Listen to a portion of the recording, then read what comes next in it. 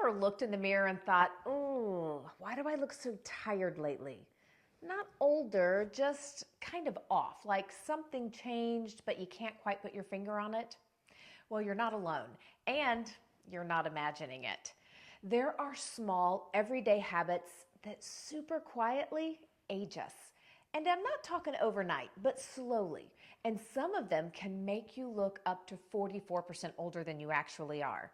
So today I want to walk you through a handful of those habits that might be adding years to your appearance and the simple practical shifts that you can make to feel more current, more fresh, and pulled together starting right now today. Hello, my sweet friend. Welcome to my channel. If you're new here, I'm Albany, Irvin, and this is where we talk about style, reinvention, and showing up beautifully in whatever season you're in. Today isn't about looking younger. It's about removing the things that are making you look older than you really need to. And no, these aren't extreme fixes. They're accessible, smart updates that bring your look into alignment with who you are today. Sound good?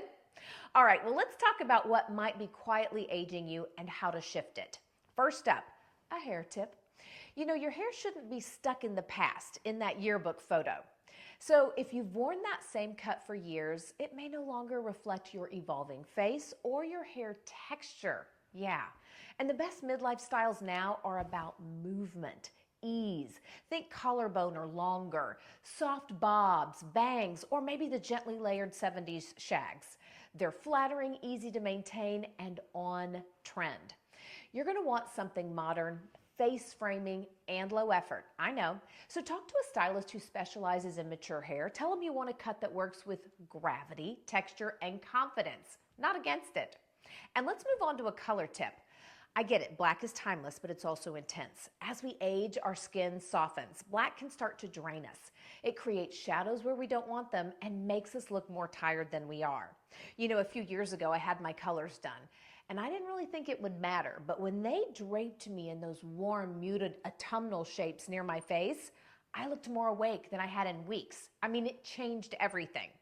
Now, you don't have to stop wearing black, but do bring in some warmth near your face. Maybe a navy, a camel, soft white, blush, or even gold accessories to reflect light and bring a healthy glow.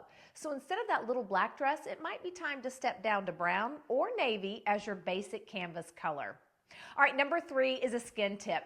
If you're doing a full skincare routine on your face and stopping at your chin, you're not doing yourself any favors. Your neck and chest and hands are the first places to show signs of aging. So take that cleanser, the serum, and the moisture all the way down your neck, across your chest, and P.S. and I love you, please apply SPF to your hands before you drive, and keep that hand cream in your bag and use it regularly. It's not about perfection, it's about consistency. All right, on to a self-care tip. Remember when you used to get your nails done every 2 weeks without fail, when your haircuts were scheduled and massages were a part of your overall rhythm? Oh yeah, I remember that. Well, then all of a sudden, life got busy. You started showing up for everyone else, and slowly your self-care rituals disappeared. Self-care isn't vanity. It's upkeep. It's a way of staying connected to yourself. So if it's been a while, I want you to start small. Book your facial, paint your nails, take yourself to lunch. Put something on your calendar just for you. You know, you're not a task on someone else's to-do list. You matter. Make time for you and your maintenance. All right, number 5 is a closet tip. Your closet should evolve with you, but for so many women, it gets stuck.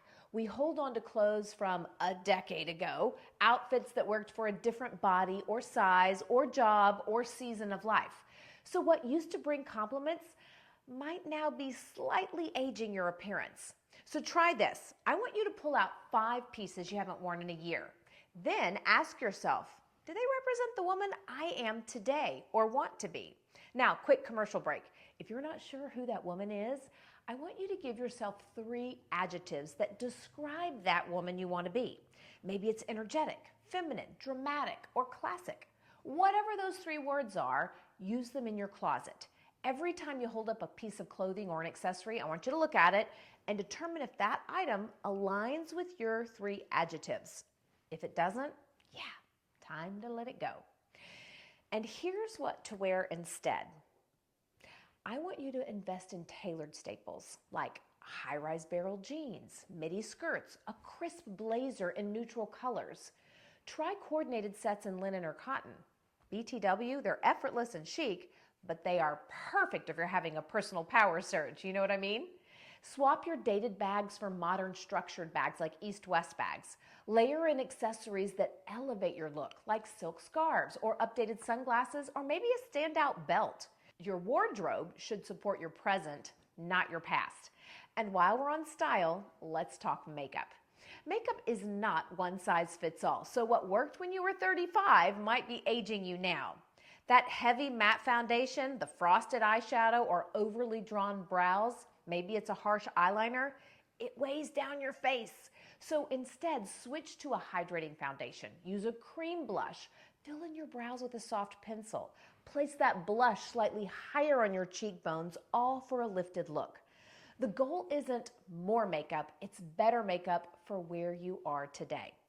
All right, last but definitely not least, number 7 is a language tip. Words matter. If you keep saying, I'm old, your body and your brain start to believe you.